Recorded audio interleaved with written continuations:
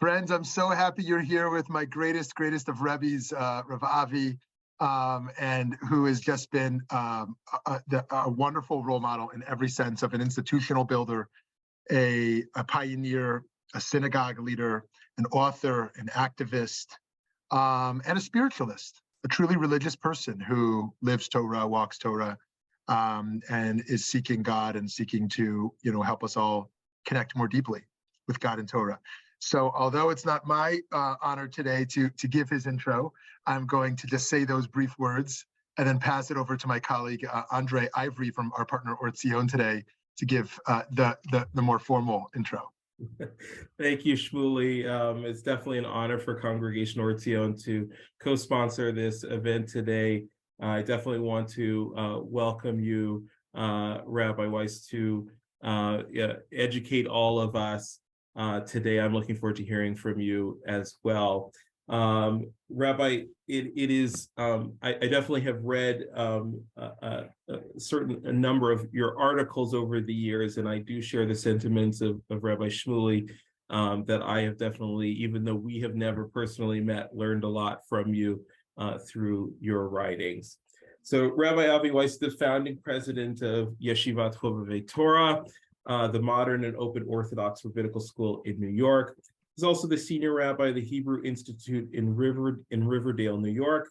Most recently, he founded Yeshivat Maharat, a school ordaining women to become Jewish spiritual leaders. Rabbi Weiss was named by Newsweek as one of the 50 in multiple years, one of the top 50 rabbis in America, and certainly has been the author of many books, including Spiritual Activism, A Guide to Leadership and Repairing the World, and Holistic Prayer, A New Guide to Jewish Spirituality. He also serves as the national chairman of the Student Struggle for Soviet Jewry and is the National President of AMCHA, the Coalition of Jewish Concerns. It is a pleasure on behalf of Congregation Ortzion to welcome you today and to introduce you. So I, without further ado, look forward to hearing your words of wisdom, and I turn it over to you, Rabbi Weiss. Thank you. Thank you so much for those sweet words. I'm so deeply appreciative. And it's wonderful to be sharing some thoughts and words. And I'm looking at frames of people. I see my dear friend, Rabbi Alan Yuter, who's on from Jerusalem, I believe. And Alan is a tremendous Talmid Chacham, and I bless you, Alan. Many more years of great health. And to all of you, I hope we have a chance to meet in the future. I'm sorry. Can I be heard, Shmuley? And it's wonderful to be connecting with Rav Shmuel, who, there are souls in this world, Rabbi Cook writes, but then there are souls who overflow their own beings, and they even overflow their own communities and their own people, and they encompass the whole world, not only all of humankind, but all of existence. And that's Rav Shmuley. He's a rare neshama, and he really is the voice of the present and the voice of the future. It's Rav Shmuley's time. And it's just such a zechut, Shmuley, to be with you. Years back, we introduced a new term for orthodoxy, and we called it, within a framework of modern orthodoxy, we called it Open Orthodoxy. But as everything in life, things evolve. And if I were given another chance to give a term that would be explanatory of an orthodoxy, nay, of a Judaism, of all denominations and non-denominations, I think I'd rather use the term loving. We need more love. We need a loving orthodoxy. We need a loving Judaism. And that's what I'd like to talk about today. Our topic is Activate the Soul, lighting the fire within. And my sense is that the pathway is through Ahavah. The pathway is through what can be called the Or Ahavah, the light of love. And so I've asked my dear friends if they'd be kind enough to put on the screen a little nigun, the chance to bless, to write. And I hope you find it enjoyable as a 3 or 4 minute segue into our humble thoughts today.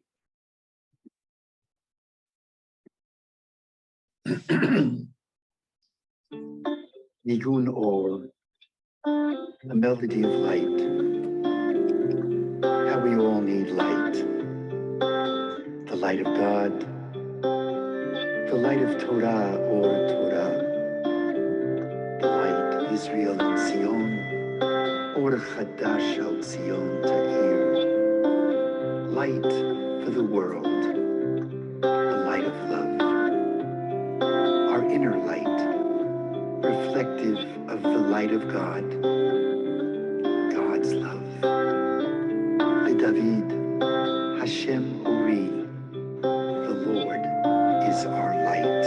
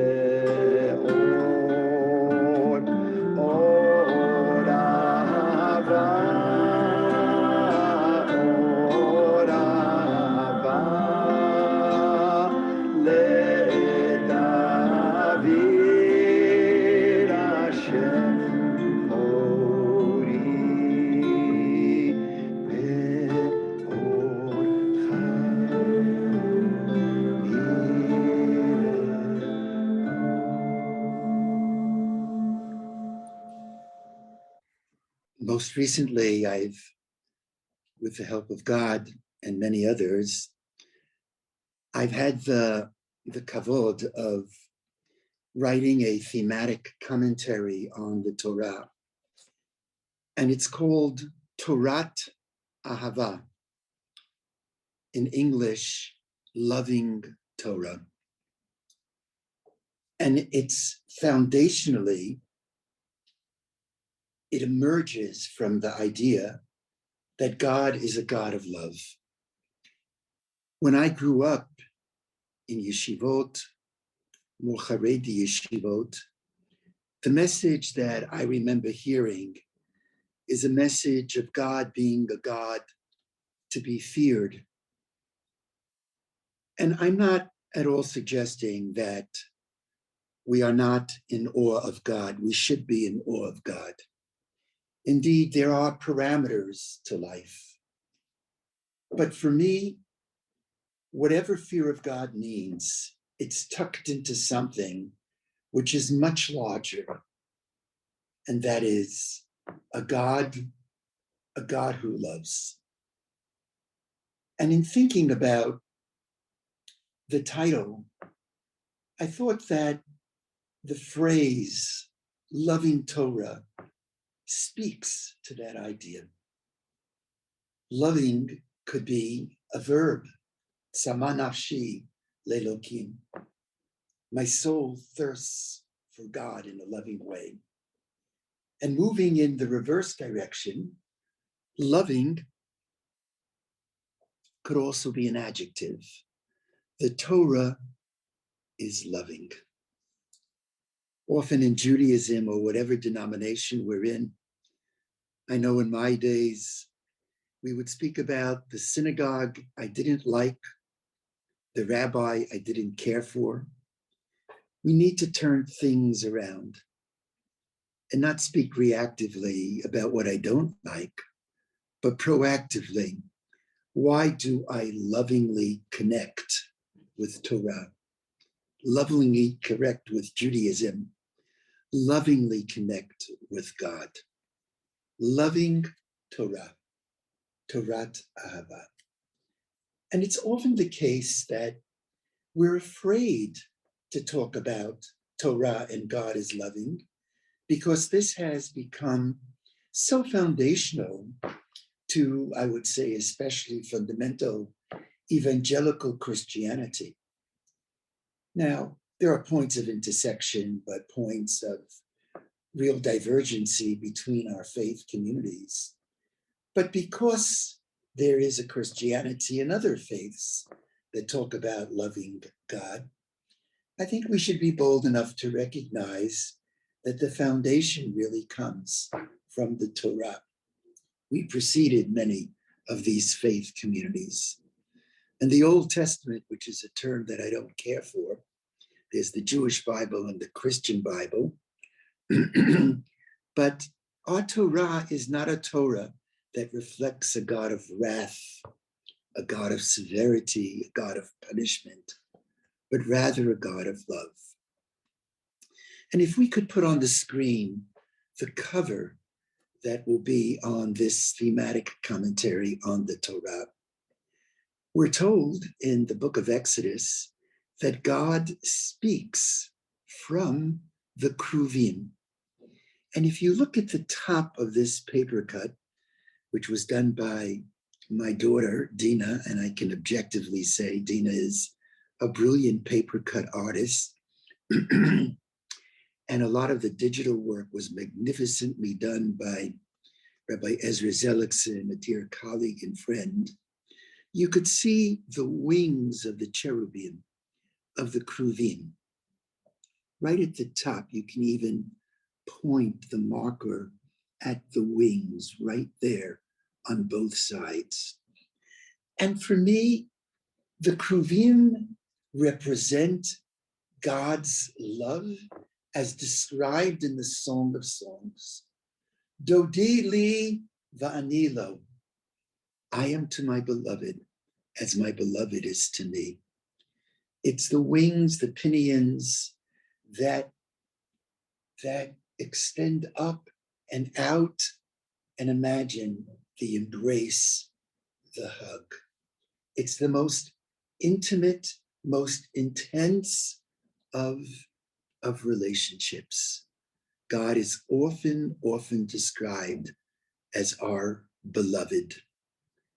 But the prophet Jeremiah in chapter 3 asks, yes, God may be described in spousal terms. Of course, it's anthropomorphic, but spousal relationships, even in its imagery, are humanly made and therefore can be humanly broken.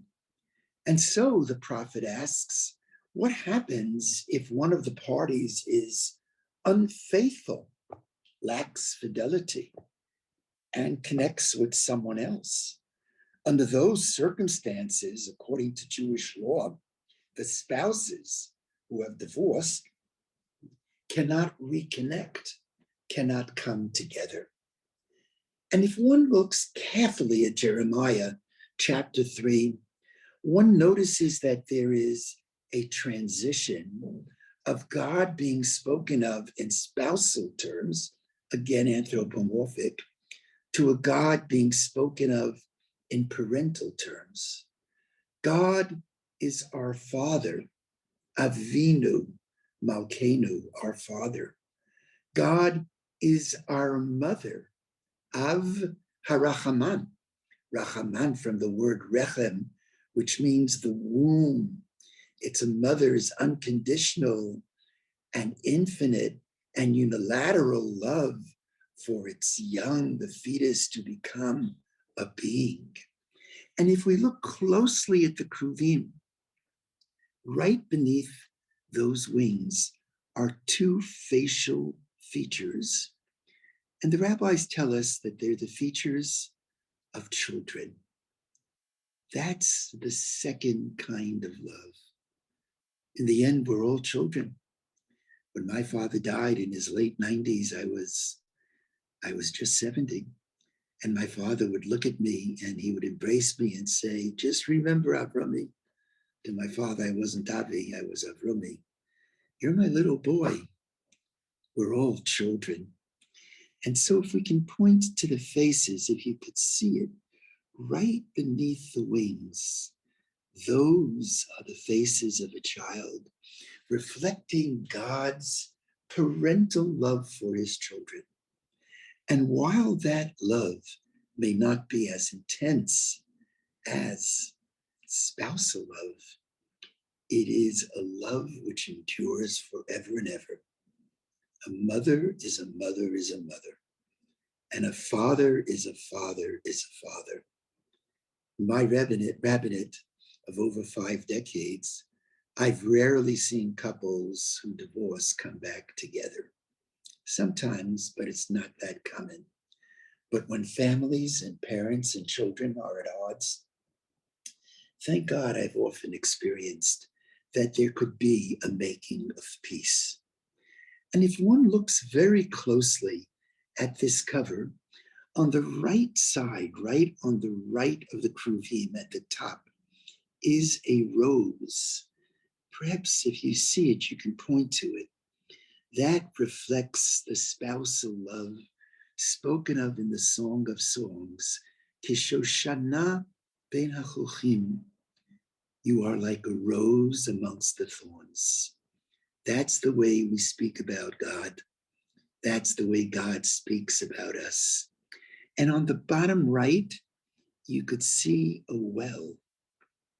That well is the imagery of Jacob seeing Rachel at the well. And it was love at first sight. It was a passionate love. Most of the love stories in the Bible take place at water. And so those two pieces reflect spousal love. And if we look at the top left, right beneath the Kruvim, you could see two hands grasping each other. They represent Vayelchu Shnehem Yachdav, Abraham and Isaac, Naomi and Ruth, walking together, parent and child. That's parental love. And on the bottom left, you could see a bird hovering over its young. Kinesha Yair Kino, Algoz Alav Yirachef. God hovers over us like a mother bird over its young. That's the key to love. What Milton Steinberg, of blessed memory, in one of the finest essays I've ever read, he says parental love should be the love of embracing with open arms. We give our children wings, but then we have to love them no matter what, no matter where they fly. We hover over our young, try to protect them, but never crush them. If we crush them, the young, the eggs will crack. And this whole picture has the serenity of falling on petals of flowers. And if I could face everyone, that's the first point I wanted to leave you with. That God is a God of love. And because God is a God of love, God creates.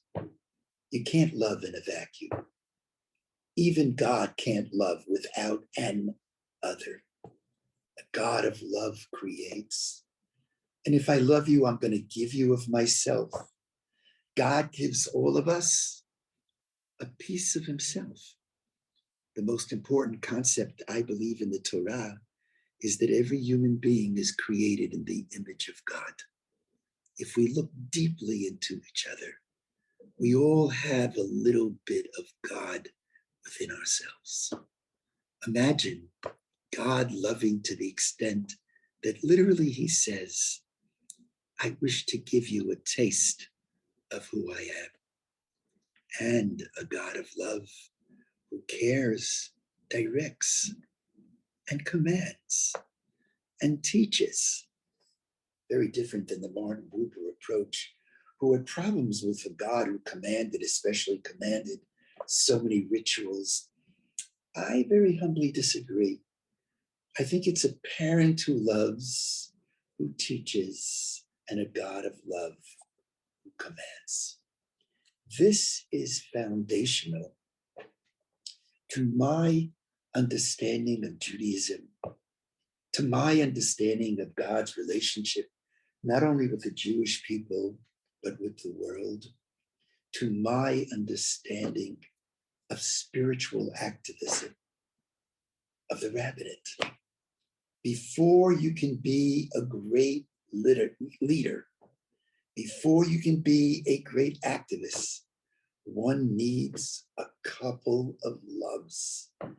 And the first love is you have to love the people you're serving.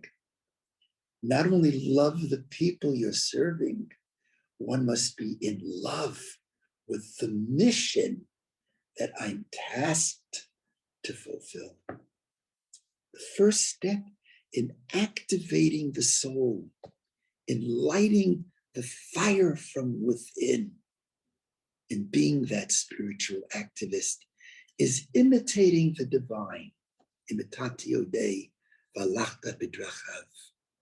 As God loves us in that spirit, we are asked to love others. My second point, loving alone as an emotion is not enough.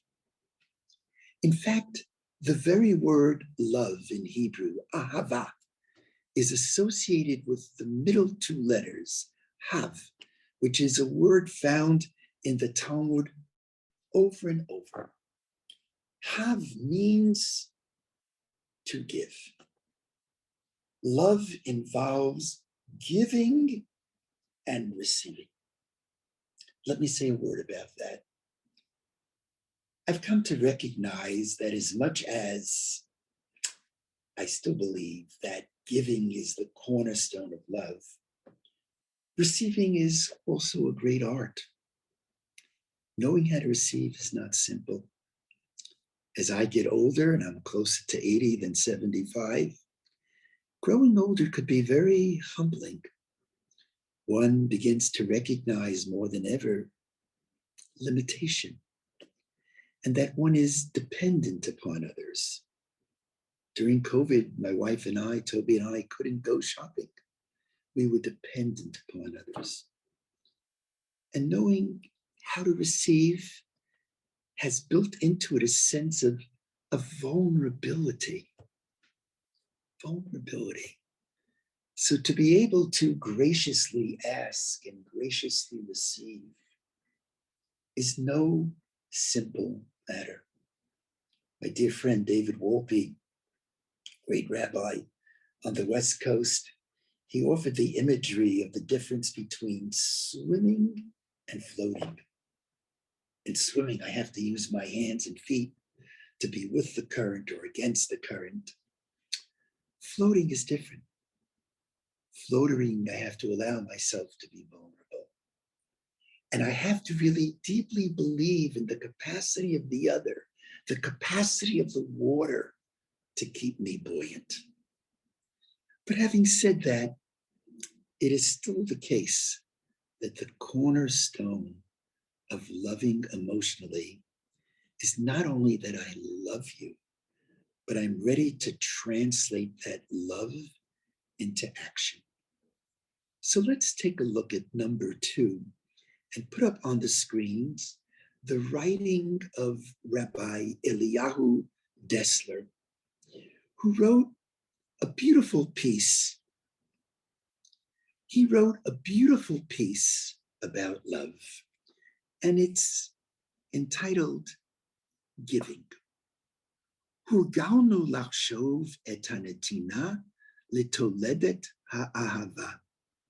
We have become accustomed to thinking about giving as being a consequence of love. I love you, and therefore I give to you.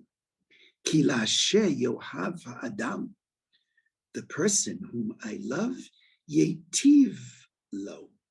I do good for you. Aval hasvara hashniyahi. But the second is equally true. Now he says something I'm not particularly enamored with.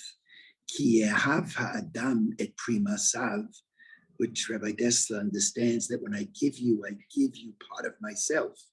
And since I love myself, I love you. There I part company because I think it's rather different.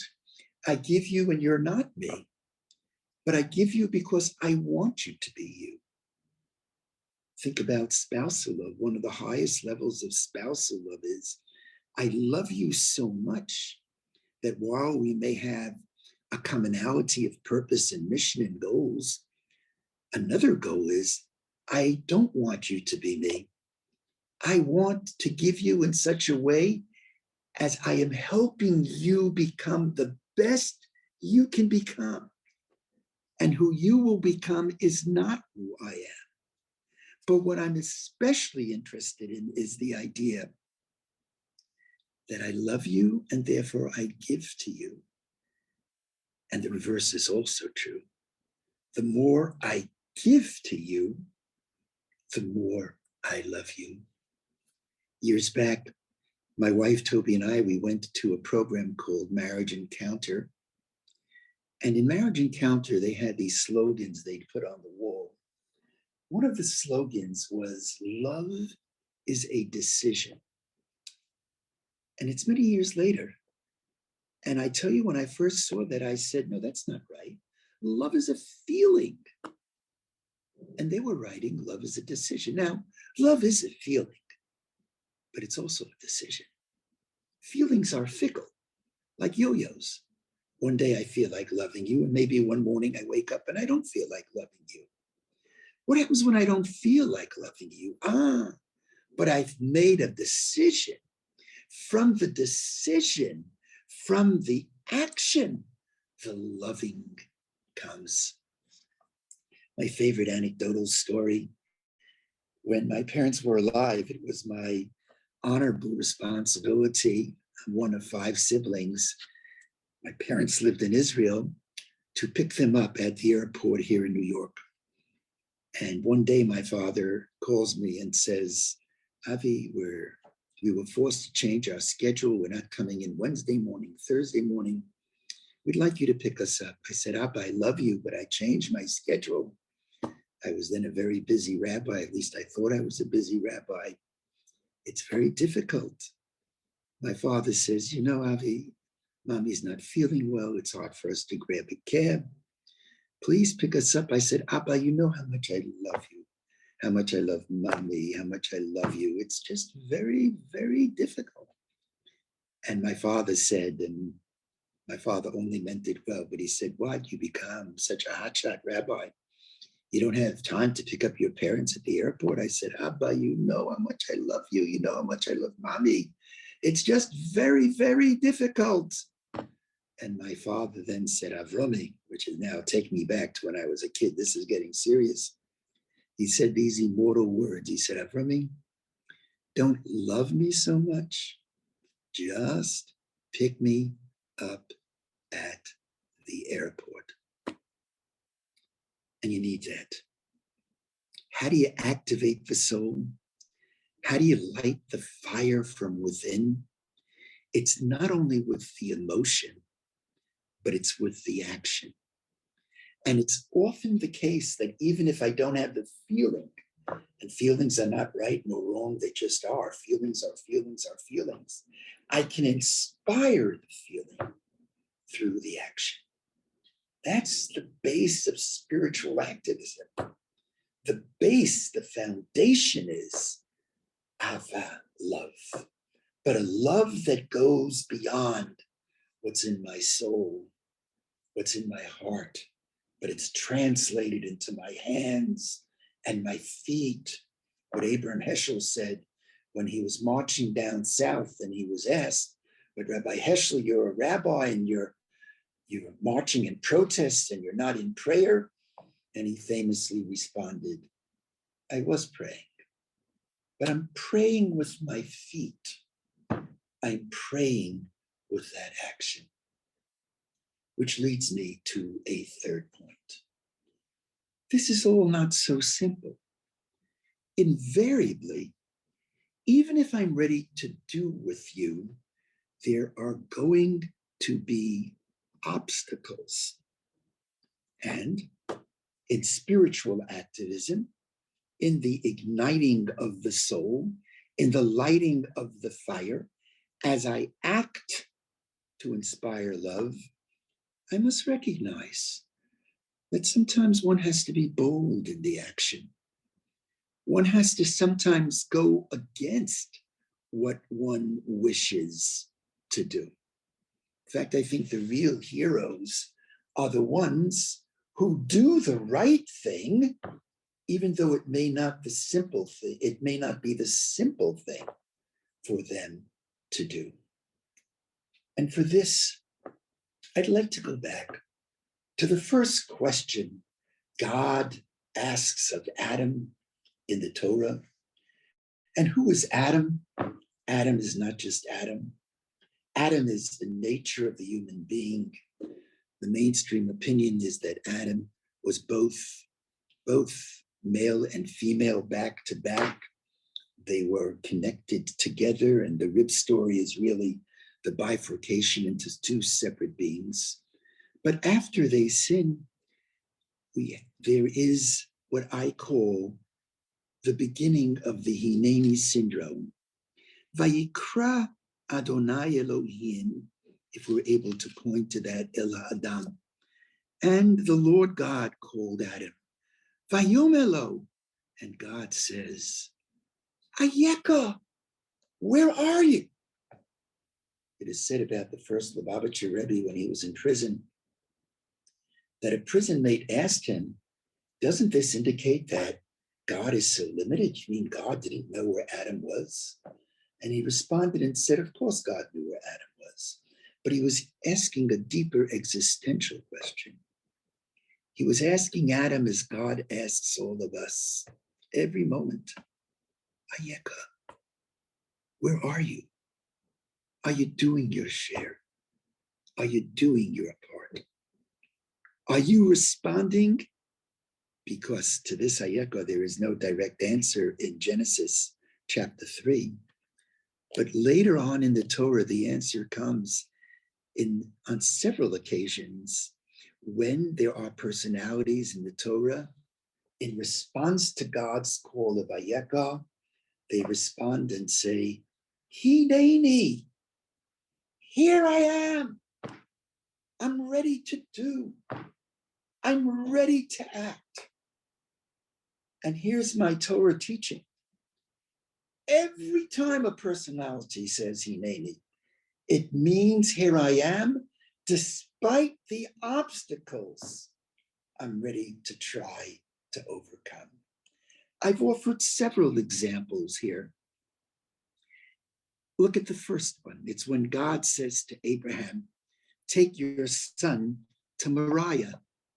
And it says that Abraham responds to this request, the second line, Vayome Elav Avraham. Abraham responds, Vayomer, he says, Hineni, I am ready. Even though he fully couldn't understand how God could ask him to take his son to Moriah. There were so many impediments, so many bumps. He said, here I am. And he struggled. And it was through that struggle that he came to understand that what God wanted from him was not that he sacrifice his son, but he not sacrifice his son. In Judaism, the ultimate sanctification does not come through death, but through life. But my key point is that facing this religious challenge, Abraham not only loves God, he's ready to act, even though it was not the simple thing to do. Or in the next text, this is a text when the brothers parted from Joseph. They were upset with Joseph after Joseph had his dream. And Jacob says, the father says to Joseph, he says to them, he says that your brothers, he says, Halo achecha ro'im b'Shechem. They are pasturing the sheep in Shechem. Let me send you, he says to Joseph. Joseph says, Hineni, even though it presented so many familial obstacles. I'm ready to go. I'm ready to go. Not just ready to go when it's the davar pashut, when it's the easier road, but even when it's bumpy. Or another Hineni, when God says to Moses at the burning bush, he says to Moses, Vayome Moshe, Moshe. And he's about ready to say to Moses, Moses, go to Pharaoh. Tell Pharaoh, let my people go. What does Moshe say? Hineni. When you're the leader of a movement, does one think that when Moses went to Pharaoh, he didn't have fear? Only a fool is not afraid. The real hero is the one who, despite the fear, acts. I remember introducing General Arik Sharon as the fearless general who saved Israel with God's help, crossing with the pontoon bridges in the 73 war. And in front of hundreds at the synagogue, I called him the fearless soldier. And he got up and looked at me and he said, Kavod Rav, honored rabbi. And I learned that day, if an Israeli calls you honored rabbi, duck. He said, you think I wasn't afraid? Of course I was afraid. That was his power. That was the power of Moses. That was the power of Martin Luther King. Even though there's fear, who knows what can be? The love is such, they act on the love, even if it means climbing perpendicular mountains. We're ready to do the impossible. This is your Shmuley. This is what Shmuley is about. Why does he do what he does? He hears a calling. Shmuley hears the ayeka, and he responds, Hineni, here I am, ready to do. One last word. It's often the case that when activating the soul, when lighting the fire from within, one says, what kind of difference can I make? I'm one person. And here I'd like to share with you just 2 words. Those 2 words are, who knows? Who knows what act that we think is such a simple act? Those acts and that act can make the whole difference. Look at number 4. This is now the words of Maimonides, 12th century philosopher. Lefikach tzarich kol adam sheyireh et atzmo kol hashana kula ki'ilo chetzio zakai v'chetzio chayav. In the English, accordingly, throughout the entire year, a person should always look at herself or himself as equally balanced between merit and demerit. Second paragraph. If she or he performs one wrong, the balance is tipped to the negative. Third paragraph.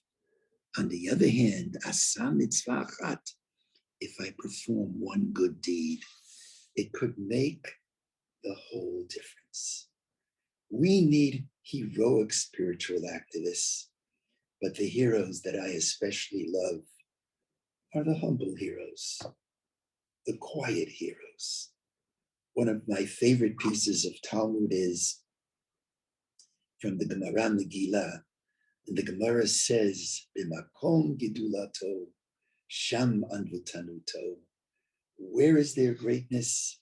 The place of the greatest greatness is the place where there is the greatest humility. Love. Acting on that love.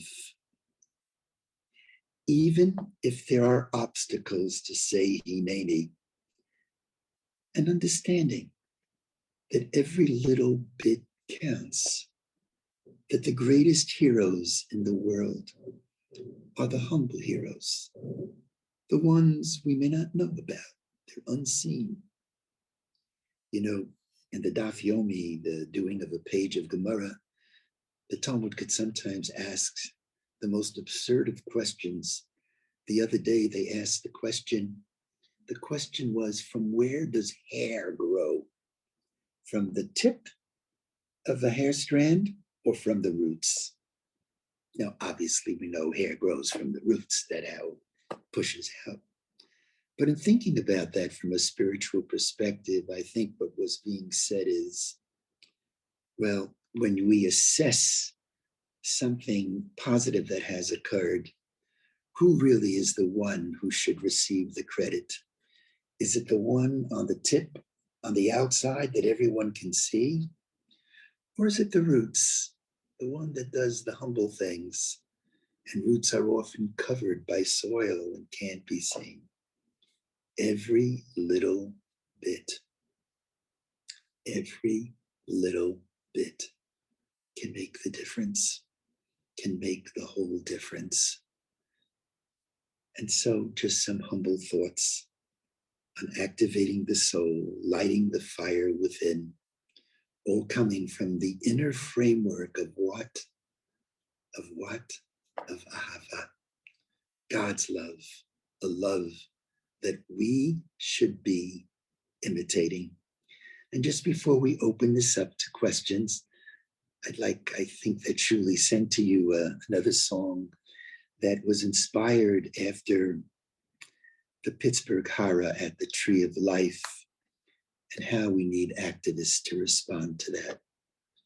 And I'm not only talking about activists who are going to speak out against anti-Semitism, which we desperately need, but one can also be an activist in speaking out against such horror, but the little acts of kindness and goodness that we think makes a small difference, but makes the whole difference.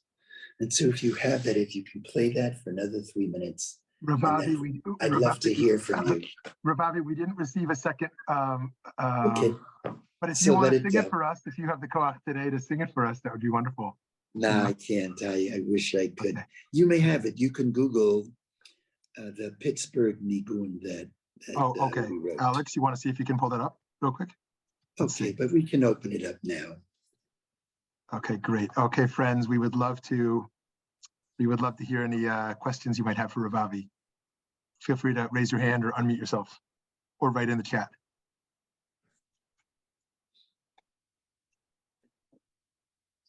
In spirituality, one should never be afraid of silence. Silence has great power. Okay, we have a hand up here from AEA Retired. Oh, Janie. Hi, Janie. Oh, you're still on mute there, Janie. Oh, Janie, you're still on mute there. Sorry. Thank you Great. so much for this talk, for this inspiration, getting the fire going in us today.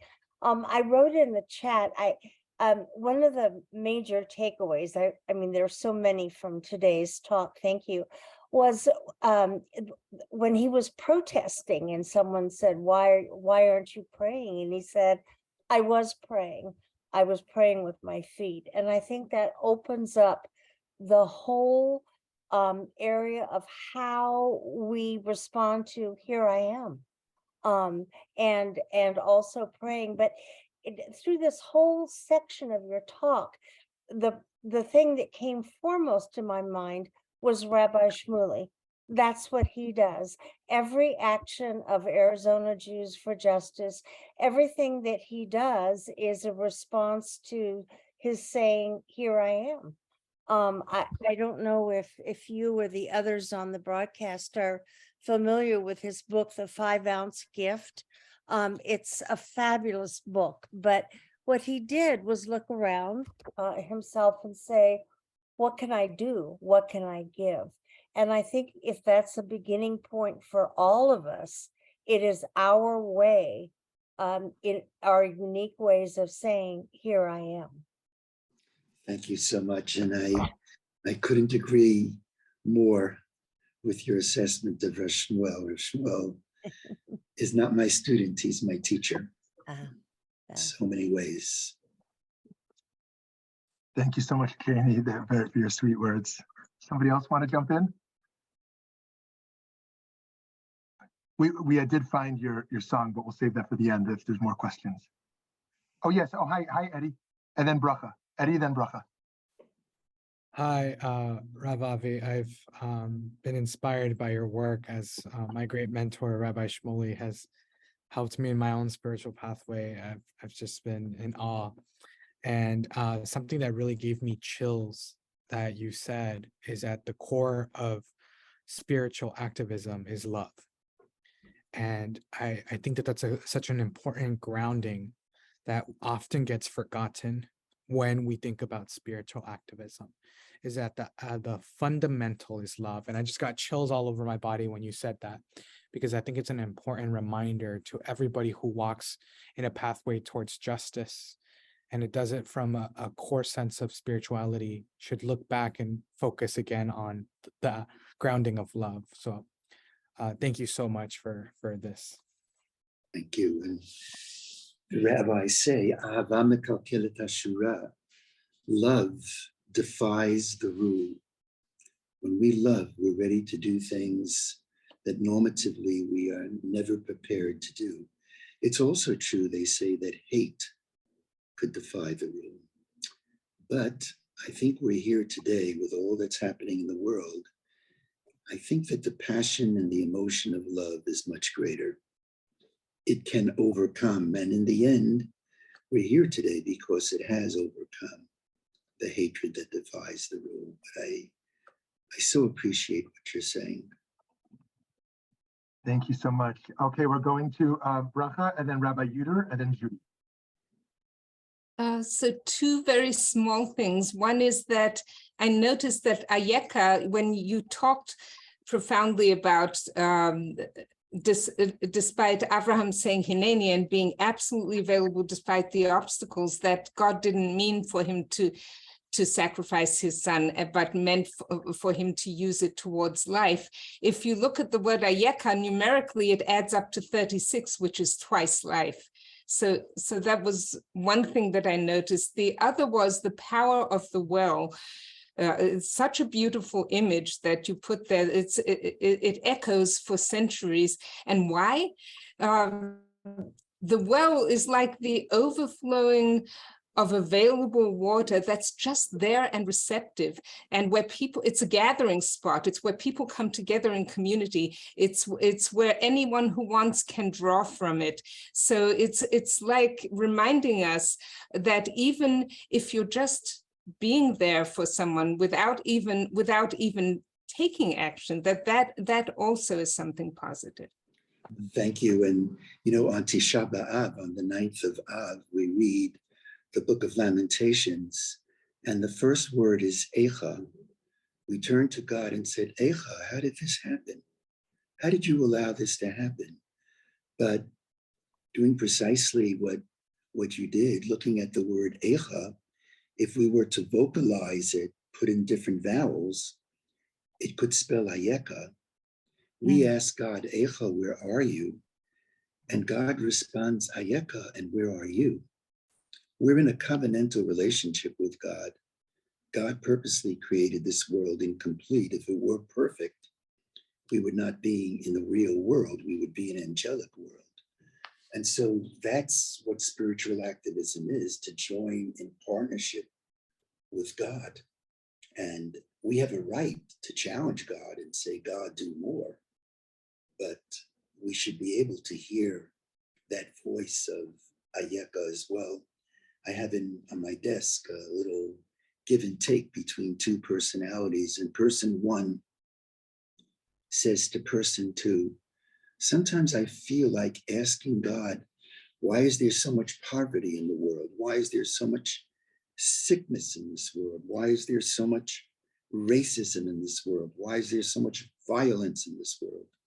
And the second person says to the first person, well, why don't you ask God that question? And the first person responds and says, because I'm afraid God's going to ask me the same question. Eicha, Ayeka. Beautiful. Beautiful. And I just want. Sorry, Bracha. I just want to keep moving. Maybe you'll put your thought in the chat. I did put it in the chat about well wishes and wellness coming from well. Oh, beautiful. Thank you so much. Okay, Rabbi Yuder, then Judy, and then Tomer and Aglaia. Yes, thank you, Bracha. Thank you for a magnificent Musar. You explained very well Kriya Shema that we've been saying for 70 years. When we say V'ahavta es Hashem, that word es means the word ohev in Hebrew is a transitive verb. It changes the world. In every other language that we know of, the word to love is intransitive, it's a state of being. Love in the Hebrew Bible always has an S after it. It's a sign of a transformative emotion, not a passive emotion. And for that you explained that magnificently. Just, I want everyone to know that Rabbi Yudah, really for many more years, Alan, of good health, is one of the great great rabbis of our time. And he not only has ordination in the normal sense of the word, but very advanced ordination, what's called Yadin. And Alan, I often remind you that I had the great honor of being there when Rabbi David Weiss Halivni bestowed the ordination on you. I still remember that evening. So my blessings, Alan, you be well for many more years to come. Thank you so much. Beautiful. Okay, hi, Judy. Hi. Rabbi Weiss, what do you think keeps people and leaders in Judaism from engaging in a loving Judaism, a positive rather than a sustained criticism and disapproval Judaism that I feel like a lot of my teachers, as I was growing up, engaged in. No, Shmuley, what do you think?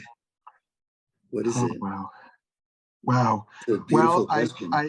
I mean, I have two short answers, but I'm much more interested in yours. I mean, most importantly is to have a mentor, me having had a mentor like Rav Avi who put love front and center. And if one doesn't have that kind of mentorship of people who live that. But secondly, I think that it's easy to forget that even rabbis have to do hard spiritual work each day to keep themselves in check morally and keep their egos in check. And it's easy to feel like one went to rabbinical school, you have your ordination, or you land a great job and you've made it. But no, the work, the spiritual work continues, and it's even, in fact, even maybe more demanding. And so I think building communities that continue to challenge and support us. I don't know, Rav Avi, what do you think? Yeah, no, I think that's right on, and I would add as well, even though what you said stands on its own, that leadership and spiritual activism, I think we could define it with two words, and those words are assume responsibility. And when I point my finger at others, in a certain sense, I'm relinquishing responsibility. What I'm saying is, it's not my fault, it's the other's fault. I've often thought of this. My brother David, who is an organizational psychologist, he once reminded me that whenever we're trying to do something about something, we often, and this is sometimes an instinctive reaction, we look at others and we put them down. We point the finger at others. But if you look at my hands now, I'm pointing at others. As I'm pointing at others, one finger is pointing at others.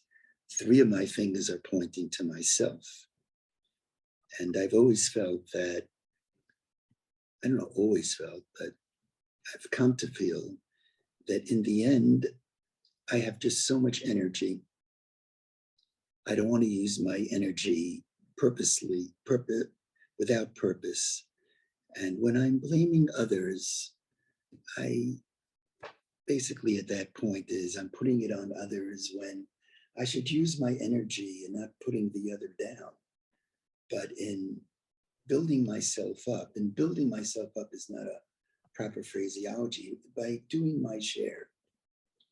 It's so I just something to think. I mean, one could argue that when I criticize the other, the goal is to change the other. So we're looking to do something, but I think it's tougher to look within how we can better improve ourselves. I think it's much tougher than looking to others and saying, oh, this is all happening because it's their fault. I've got to look from within. And I'm talking to myself and I'm letting you listen, because it's a daily responsibility to be able to keep asking that question. Am I doing my share? Beautiful. We're going to hear from our good friend Tomer, and then our dear friend Aglaia, and then we'll hear the closing nigun. And okay. Thank you, Shmuley. Thank you. Hi, Tomer. Thank you. Just quickly, I appreciated when you said Umi Yodea, because I'm still in the Purim state of mind, and Right. I just wanted to know if you could share, and I hope I'm not diverting our attention, but if you could just share a thought or two about this sense of personal responsibility and the Purim story. There's many elements to it, obviously, but Right. what you focused on. I think the key word for me in the Megillah is the word dat, dalit taf. There were certain rules and regulations that in the Persian world were immutable, inviolate. There was a way that they drank. There was a way that they had beauty contests, kidat hanashim. There were the rules and regulations of the decrees against the Jewish people. Kidat, vadat nitna b'shushan habira. And when Mordechai asks Esther to go into the king, she says, I can't go in because everybody knows that achat dato, there's one rule. And he says to her, some of the most magnificent prose in the Torah. He says to Esther, this is your moment. If you want to step in, fine. If not, we're going to make it without you. You have an opportunity to make a difference. And then he says, who knows? Maybe this is your moment. And Esther responds, and she says, you're right, Mordechai. I'm going to go into the king, but I'm going to do it not your way, by the way, she says. I'm going to do it my way. This, by the way, is a great feminist moment because the text is going to say that Mordechai is listening to Esther's advice, but the language that she uses, as Rabbi David Silber points out, is she says, Uvachein avo el hamelech, and with that I'll come to the king, even though I've not been invited in, shelo kadat. That's worth the price of admission. In Persian, Persia was a world of, if this is the rule, it can't be altered. Judaism is about whatever you think is the rule, we have it in our power to turn fate into a new destiny. My motto in life is never to allow what I cannot do to control what I can do. And I want to bless you and ask you to bless me that we carry that message in our own humble hero way. Beautiful. Aglaya, you want to take our closing question? Okay. Hi. Okay, so I'm going to try to do this really quickly. So first of all, I really, really love, and I'm going to cite your phrase, you can't love in a vacuum. Now, one of the reasons why that, I'm sorry, I'm really emotional right now though, but one of the reasons why that really hit me was because of the fact that being a teacher, I sometimes hear from students that, hey, I want to go out and take on climate change, or I'm going to change the world. I'm going to, destroy climate change, destroy poverty. I'm going to do this. And it's just sort of like, okay, kid, wait a minute, chill. You're not going to be able to, fix all of these problems on your own. Now, for philosophical reasons that are too complicated to get into, personally, I'm not convinced that humans would even have the capacity for love without all of the suffering in the world, okay? But like I said, it's a philosophical thing. And so if I'm talking to this young person, I say, do you realize what you're getting yourself into? Now, they're going out there with all of this love, and, I'm not sure that at 17, you understand all the sorrow that is going to come at you when you take on this work. And sometimes I would tell them, and it's kind of like seeing that, kind of look on their faces like, oh my gosh, I'm going to actually see all of this suffering and everything. Can you think of just, if you were to talk to someone who's 17 and not say it a very blunt kind of way, but explain, but the love is worth, would you rather love and experience the sorrow, or would you rather just, how do you step up and tell 17-year-old, Hineni is not an easy thing to say. Yeah, no, I hear that. I think it's okay to inspire young people to dream. That's their role. As we get older, we're so careful every step of the way. And I'm glad when I was younger, I took a lot of chances. I went by the seat of the pants with my instincts. I don't know if Dr. King, who I really view as a Rebbe in spiritual activism, I think if he thought through every step of what would be marching in Selma and Montgomery, maybe he wouldn't have done it.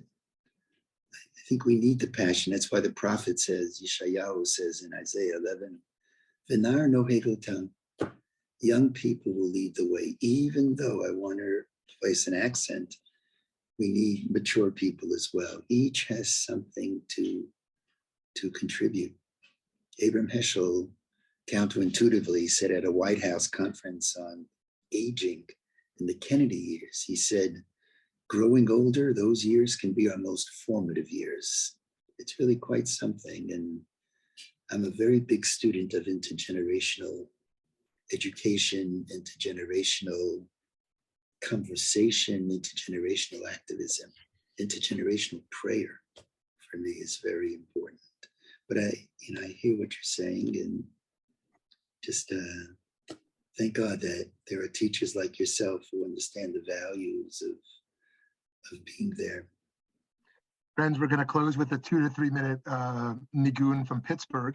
And This was it's not accidental that Alex is going to play it live from Pittsburgh.